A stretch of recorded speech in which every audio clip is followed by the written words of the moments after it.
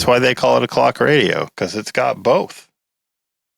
Welcome back to Podcast the Hero. This episode is brought to you by Cornbot and Absolutely the Best Podcast to Work in Progress. Those are our sponsors. It's also brought to you by our patrons. The patrons for this podcast are really the best. And now we're going to name them. A delectable feast of human feces before a passionate night of vigorous self-pleasure. That's a pretty good one. Absolutely the Best Podcast, Work in Progress. Ashwin, Brett, Boss Blackwood. Goo left over on your teeth from whitening strips. That's gross. Honk. I'm riveted by the Patreon names. Oh, I like that. In Steven Exposure. High Tops. Naz. Rob the Anti-Human. Rody Loves My Dink. Soft serve chocolate ice cream directly from the butt. Zach, a common thread. A stupid Sasquatch that doesn't know he's allergic to Cliff Bars. Dave the Film Guy. Deconomist. Dimitri Timpod the Pickle Cast Sack. I hope I remember to edit out these yawns. Phi or Fee. Foolish Bale. Fritzy, please choose me for the t-shirt. I like that. He who Venus is the skin off of penises. Progtoth, Spitgoth, TBJ, Erie, Aaron MFJ, Allie, Benjamin, Big Forearms, Tiny Dink. Bob, Bud the Crud from the Bright Red Mud, Butthole, Dale Earnshart. Fritzy, if you guys ever start reading the bottom tier again, I'd just like to say that was a very rude thing that you did to us poors. I agree. That's on me. Jake, Jeffrey, Yo, Josh, Cage Pandas, Mason, Michael, Mitch, Mr. Roger Pancake, Ouch, My Peggy Thrill, Rody Wilford Walker, Sebastodon, Sheldon, Sorciad, Spooky James, Taylor, the artist formerly known as Butthole, Final Dan, Thomas, Viva Hate, Yes I Be a Newfoundlander by Zane. We are in the middle of a t-shirt contest, so if you want a t-shirt, make up a fun name for your Patreon account, and Rody and I will choose the winner at the end of the month. I need to make sure I download the list. I've downloaded the list, so now you may change the name. Cheese is not here this week. He is on an island made of turds. His cottage, his family's cottage, is on an island. That island is made almost entirely of human turds. There's some rocks and stuff too, but it's just mostly turds.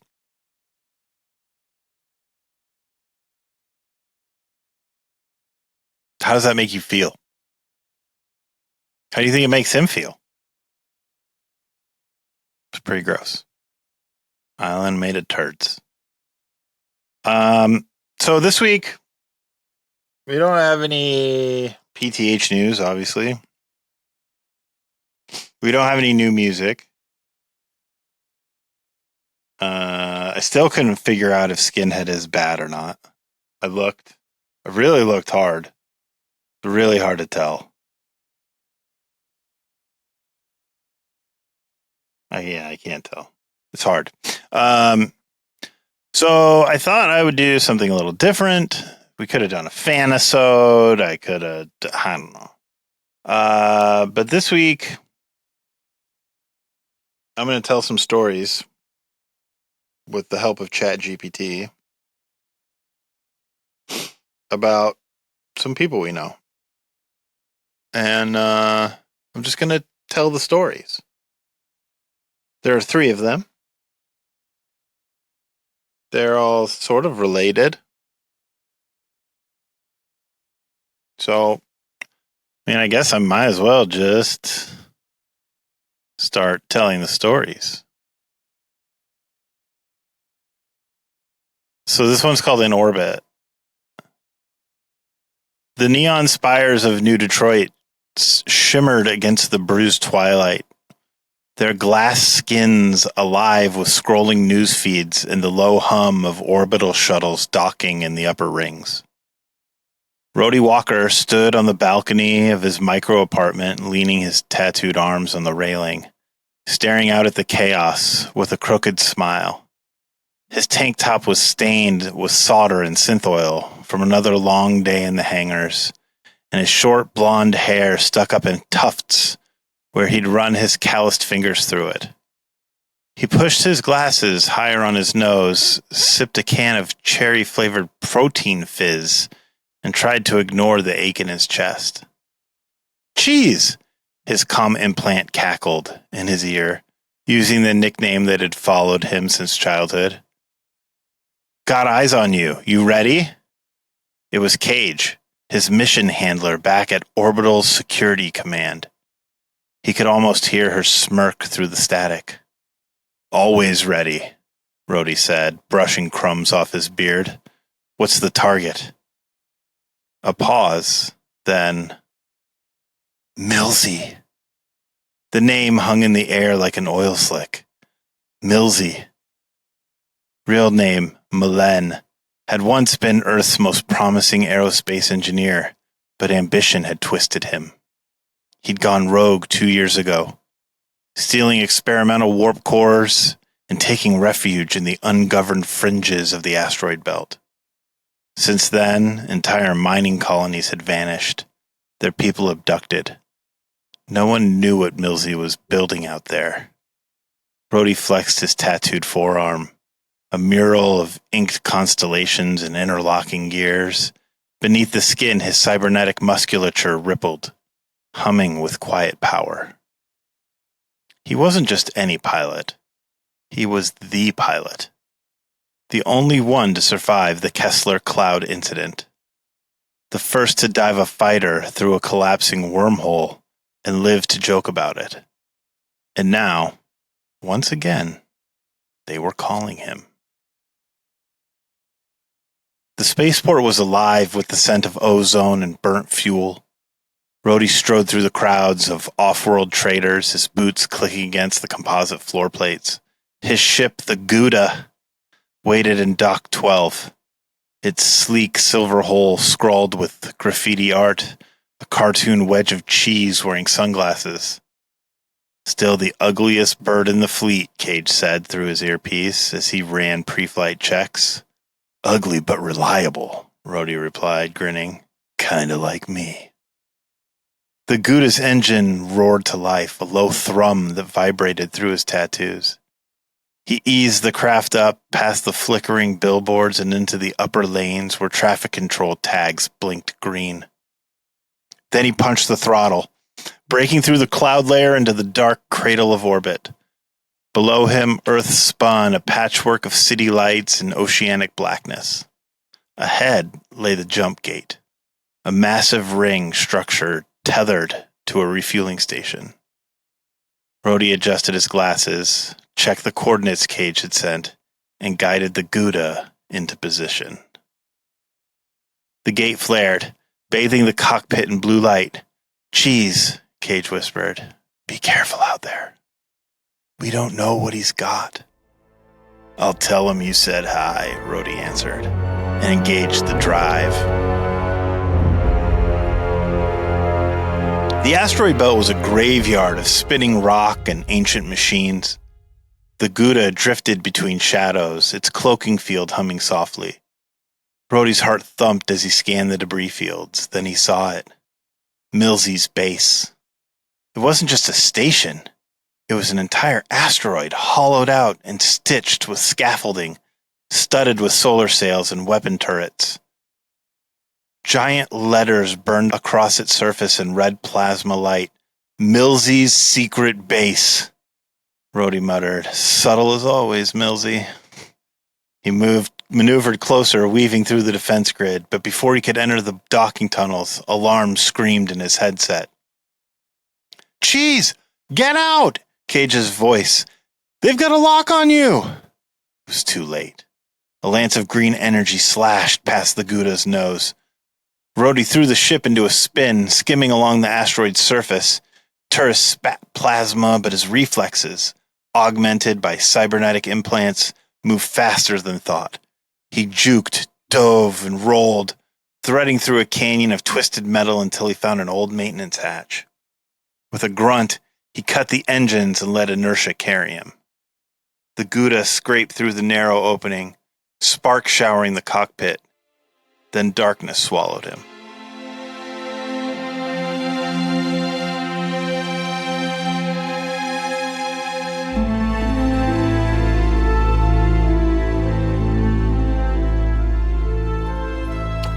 Inside the station was eerily quiet. Rody disembarked, boots ringing on the graded walkways. His glasses adjusted to the dim light, and his tattoos seemed to glow faintly. Bioluminescent ink reacting to the air composition. "Millsy," he muttered. "Where are you, you slippery?" "Welcome, cheese!" a voice echoed through the chamber. Rody froze. Millsy stepped out of the shadows, clad in a black pressure suit lined with circuitry. His long, luscious hair, long gone, replaced with a shiny baldness that made him look much older than he was. His face gaunt, but his eyes bright with feverish intelligence. "You always did know how to make an entrance," Millsy said, spreading his arms. "Still wearing tank tops in 0G? Adorable." "Still kidnapping colonies?" Rody shot back. "Less adorable." Millsy chuckled, a low sound that raised the hairs on Rody's neck. "You don't understand. They volunteered. I'm building a future here, a real future. Earth is dying, cheese. I'm giving humanity a way out. You're enslaving people to do it. They'll thank me later." Millsy's grin widened. "Come, let me show you." Millsy led him through corridors until they emerged into a cavernous hangar. Rody's breath caught. Before him hung a ship unlike anything he'd ever seen. It was vast, sleek, and layered with crystalline panels that shimmered with alien energy. Its drive core pulsed like a living heart. "She's beautiful. The Arkel Star. A colony vessel, faster than light, self-sustaining. With her, we can leave Earth behind forever." Rody stared in awe, then narrowed his eyes. "And what about the people that built her? The ones you volunteered?" Millsy shrugged. "Sacrifices. Greatness requires them." "Not on my watch." Rody lunged. Years of combat training and raw instinct propelled him forward. Millsy moved too, faster than Rody remembered, his suit augmentations granting him superhuman agility. They clashed in a blur of fists and plasma knives. Sparks flew as blades met cybernetic limbs. Rody took a blow to the jaw, staggered, then drove his knee into Millsy's ribs. The villain hissed, twisting away. "You can't stop progress, cheese," Millsy shouted, unleashing a pulse from his suit that hurled Rody across the hangar. He slammed into a bulkhead, gasping. His glasses cracked, but his vision steadied. He wiped blood from his beard, feeling rage coil in his chest like a star about to go supernova. "Progress," he growled, "doesn't mean leaving everyone else in chains." With a roar, he activated the implants woven through his arms. Energy surged, tattoos flaring bright blue. He hurled himself back into the fight.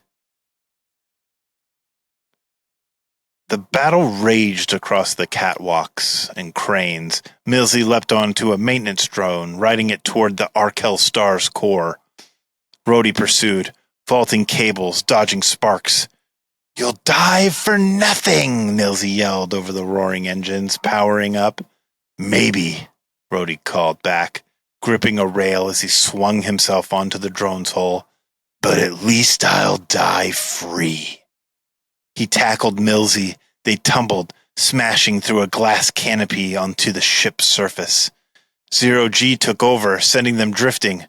Rody caught a handhold, yanking Millsy close. You could have been a hero, Rody said. And you could have been more than a janitor for a dying world, Millsy spat. Rody sighed. Guess we're both disappointments. He headbutted Millsy hard enough to daze him, then ripped the control core from Millsy's suit. Energy bled out in a shower of sparks. No! Millsy screamed as the ship's power conduits began to overload. Rody pushed off, kicking away into open space as alarm wails. The Arkel star's core flared, a binding white light consuming the hangar. The Gouda shot free of the asteroid just as it erupted in a silent explosion, shards of metal spinning like dying stars. Rody slumped in the pilot's seat, chest heaving. Cage's voice crackled through the comms. Cheese? Talk to me. Are you? Alive, he said, coughing. Ship's intact. Millsy's base, not so much. And Millsy? Rody stared out at the debris field. A tiny figure in a damaged suit tumbled along the wreckage, drifting toward the cold void. Not coming home, Rody said softly. There was a long silence, then Cage's voice gentle. Come back, Cheese. You've done enough. Days later, Rody stood again on his balcony, Earth's sun setting in, blazing orange over New Detroit. He wore a fresh tank top, his beard newly trimmed, his tattoos still faintly glowing from the battle's residual charge. A shuttle streaked across the sky, heading for orbit. Space travel was still dangerous, still uncertain, but people were dreaming again. And Rody? Cheese? He knew he'd done his part to keep those dreams alive. He sipped his cherry fizz, smiled at the city lights, whispered to himself, still ugly, but reliable. Then he turned, heading inside, ready for whatever came next.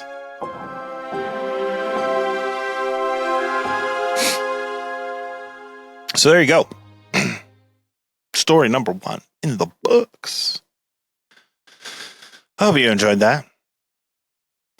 Story number 2 is a bit of a prequel. A little bit of a contextual backstory.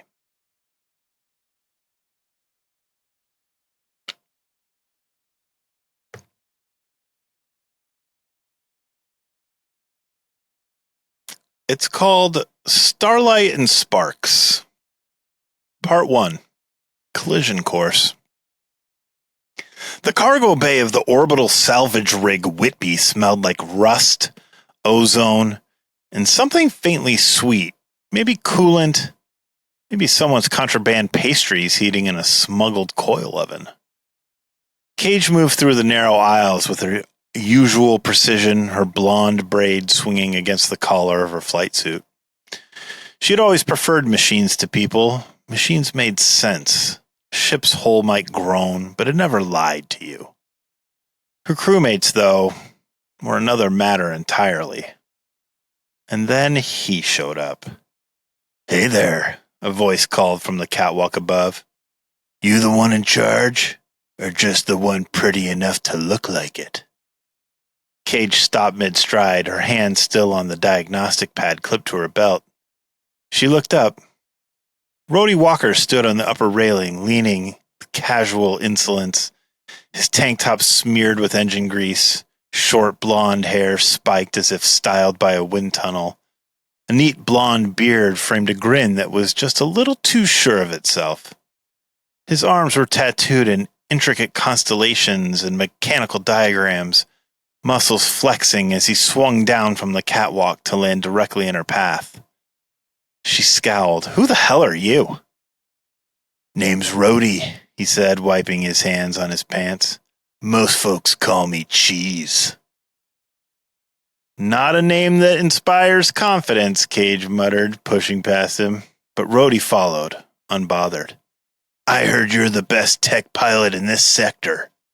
They told me I'd be partnering with you. You heard wrong, Cage said sharply, ducking under a hydraulic arm to reach the engine core.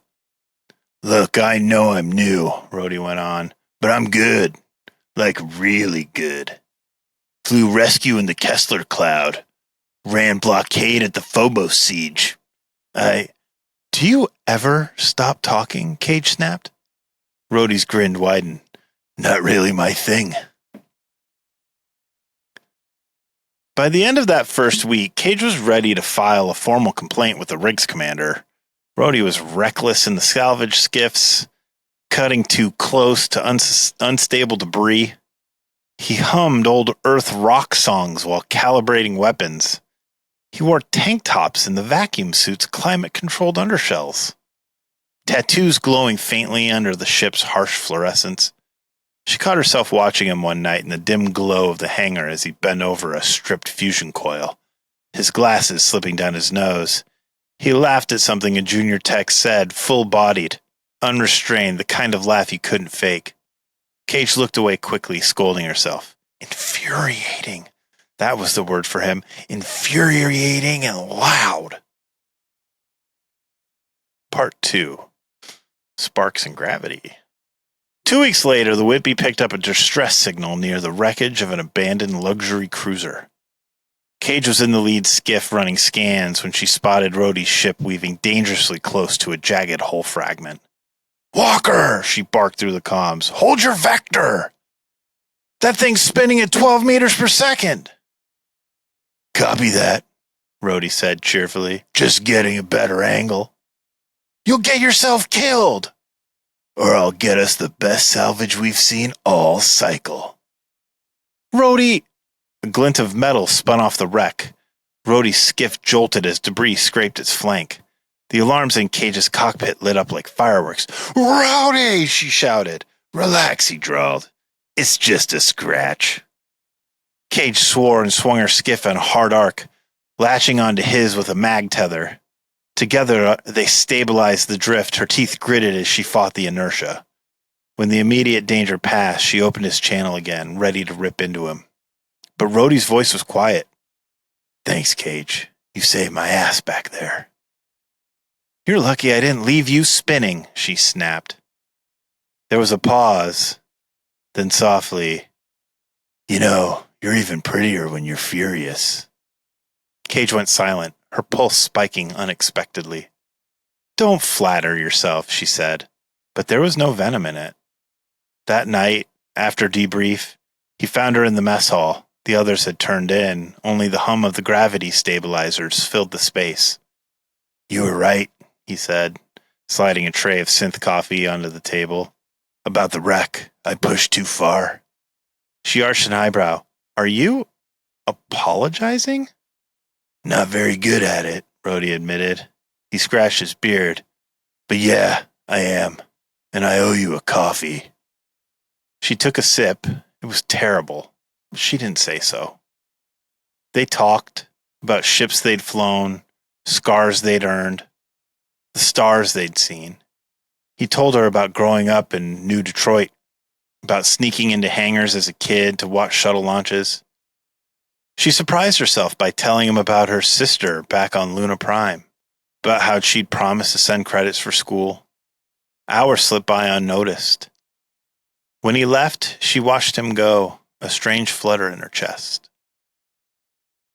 Over the following weeks, his wit chipped at her defenses. He would leave little sketches of ridiculous penises on her tool console, or hum harmonies to her favorite songs over comms.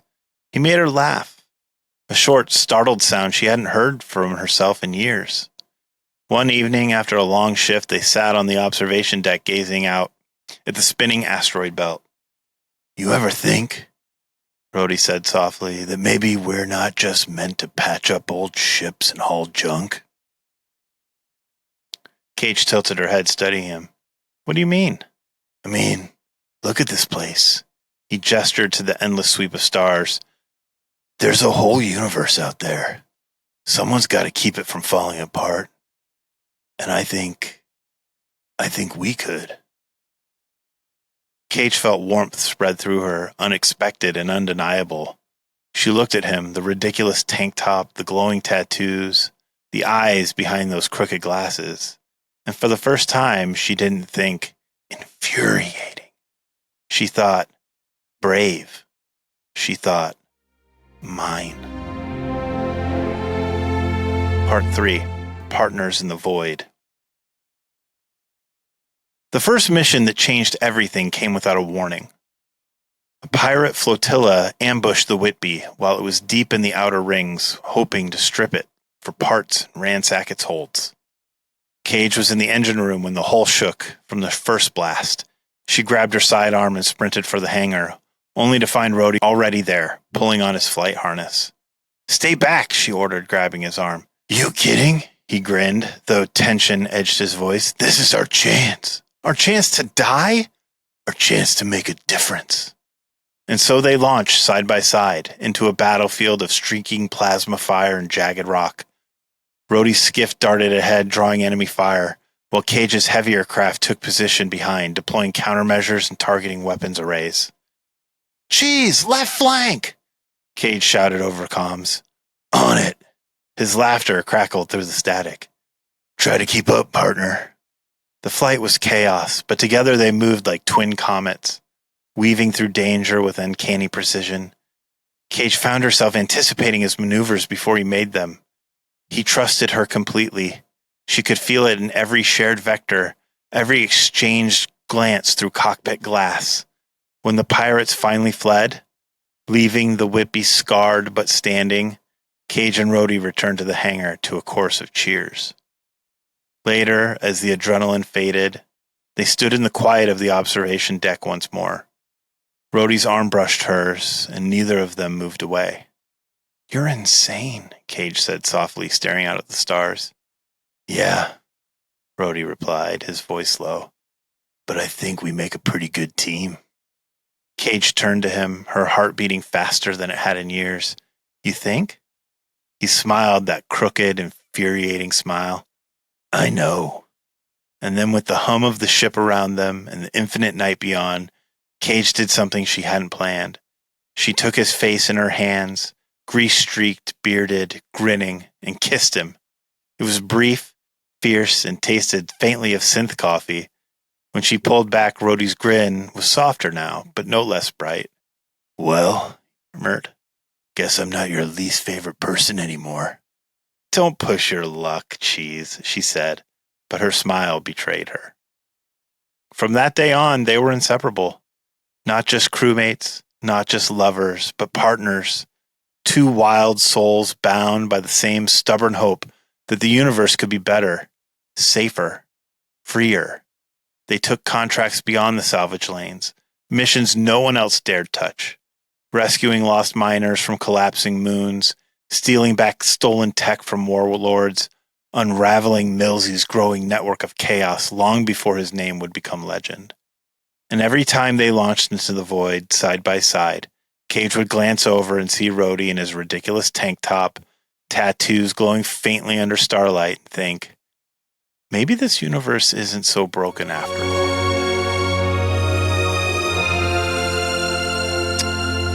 Oh, the true story of how Cage and Rody fell in love. I have one more story for you guys. It's called Starlight for Supper. The wind in the canyon always smelled of iron. Fritz Callahan sat beneath the leaning leg of an old comms tower. A blanket wrapped around his shoulders, his boots sunk into the red dust. Beside him, an Australian shepherd dog named Scout laid curled with her head on her paws, ears twitching as the last rays of the twin suns bled across the horizon. The tower groaned softly in the evening wind, and Fritz gazed out at the broken solar arrays scattered along the canyon rim.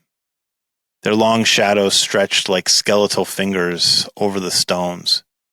He spoke in the darkening air, though only the dog was there to hear. "Well, girl," he said, his voice sandpapered with years. "Reckon you've heard this one before, but you never mind hearing it again, do you?" Scout stirred, her tail brushing the dust in a slow wag. "This one's about Cage and cheese," Fritz went on. about how they burned across the black like twin meteors and left the universe just a little less dark. Fritz had never met them. By the time he was born in the spinning, stinking alleys of Tethys Station, Rody Walker and Cage Bernard had been dead near a century. But their names lived everywhere, in the graffiti on portside bulkheads, in the toasts raised in spacer bars, in the lullabies sung to children born under artificial skies. Rody Walker, Cheese they'd called him, wasn't the kind of man you'd paint on a recruitment poster.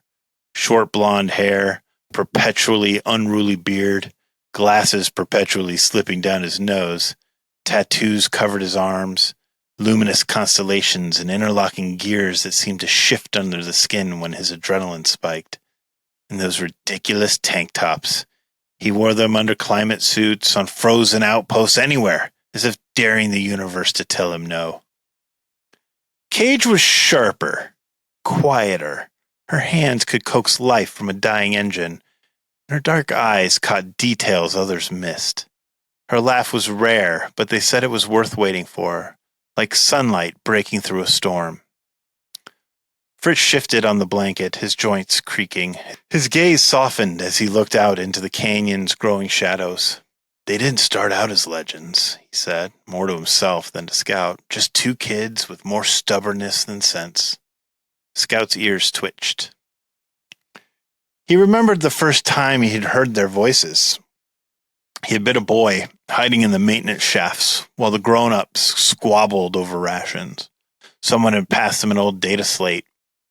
Its screen cracked, the audio rough with static, but he could still make them out. "Jeez, you're insane!" Cage's voice sharp and bright even through the years. "Yeah," came Rody's laughing reply over the thrum of engines. "But tell me you're not having fun." "You're gonna get us both killed." "Then we'll go down swinging, partner." Even as a boy, Fritz had known he was listening to something rare. A love, a trust, a wildness the galaxy didn't often allow. No one knew exactly how their story ended. Some claimed they'd been chasing slavers through the Draco Verge when their ship vanished into a collapsing wormhole. Others swore they stole a prototype core from a warlord's vault and jumped too far, too fast. All the stories agreed on one thing. They didn't come back. Ports went quiet when the news spread. Salvagers lit beacons in the dark, 1,000 little lanterns spinning in orbit, burning for them. But legends don't die easy. Fritz rubbed the back of his neck, feeling the ache of years. "I like to think they're still out there," he said softly, though only Scout could hear him. The dog lifted her head and regarded him with deep brown eyes, tail giving a lazy wag. Cage had been the practical one, but she left behind encrypted logs before their final mission.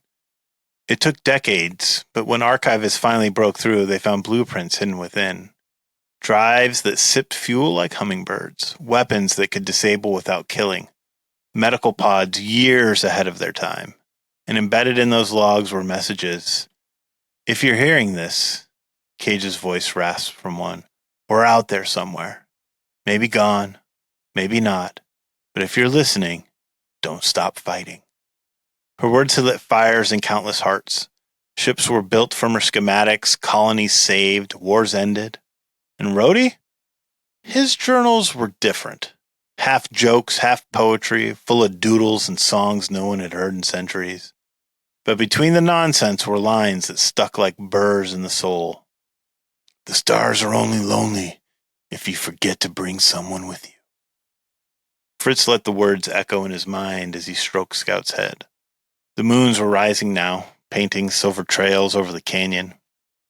"I knew a man once," Fritz said, "who swore he found their ship. Said it was drifting out in the outer fields, hull marked with a grinning wedge of cheese. He tried to dock, but she broke apart like ash." Maybe it was true. Maybe not. Scout pushed her nose into his palm and he smiled faintly. "Doesn't matter. They're gone. Been gone longer than you or me been breathing. But I tell you their stories because, well, on nights like this, I swear I can hear 'em." The wind hummed through the tower, and for a heartbeat he could almost hear a faint laugh, a murmur over comms, a ghost of two voices intertwined. Down in the canyon, the camp lanterns flickered to life, small amber sparks in the dark. Fritz watched them for a long moment, then patted Scout's side. "You want the one about the Vega Run, don't you?" Scout's ears perked and her tail thumped twice. "All right, then," Fritz said. It was near the end, after Millsy, but before they vanished. The Vega Run was cursed stretch of space, a graveyard of old war wreckage patrolled by desperate men with fast ships and quick tempers. Most captains wouldn't risk it, but a colony transport disappeared there, full of settlers and their children. And Cage, stubborn, brilliant Cage, couldn't ignore a distress call. She and Rody flew in on a battered freighter barely held together by welds and hope. Rody took the comms, broadcasting an old Earth tune, a twangy thing with banjos and absurd lyrics about biscuits, at maximum volume. The pirates didn't know what to make of it, thought they'd stumbled on a lunatic adrift. While they laughed, Cage rerouted the freighter's meager power through a jury-rigged array, making their tiny ship look like a battleship on long-range scans. When the pirates moved aboard, their scanners told them a fleet awaited. They broke formation and scattered terrified.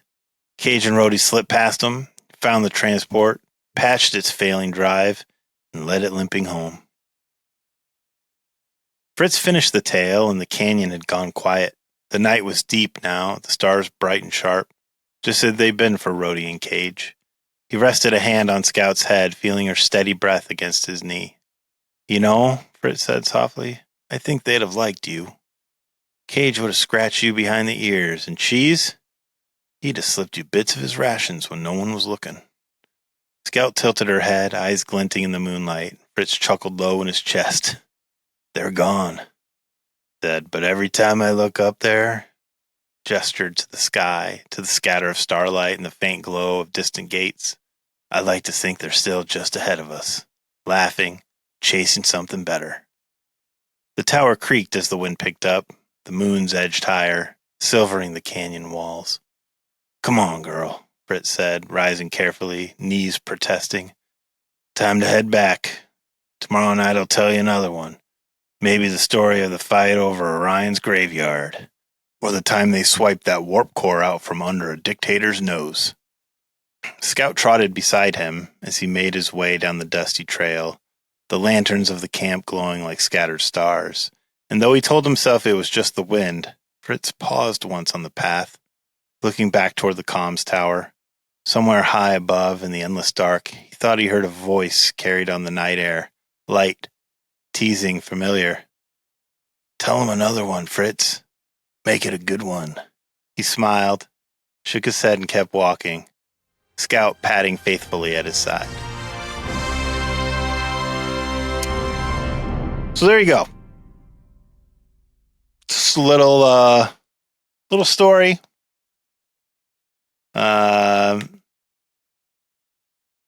Thanks to ChatGPT for helping me out on short notice this week. Cheese, I hope you're dumping in a wooden hut on an island made of turds. And Cage, I hope you don't listen to this, because that would be embarrassing. But thank you, everybody. As always, we will be back with another episode of Podcast the Hero. But until then, you can look at the stars while you eat shit and go fuck yourself.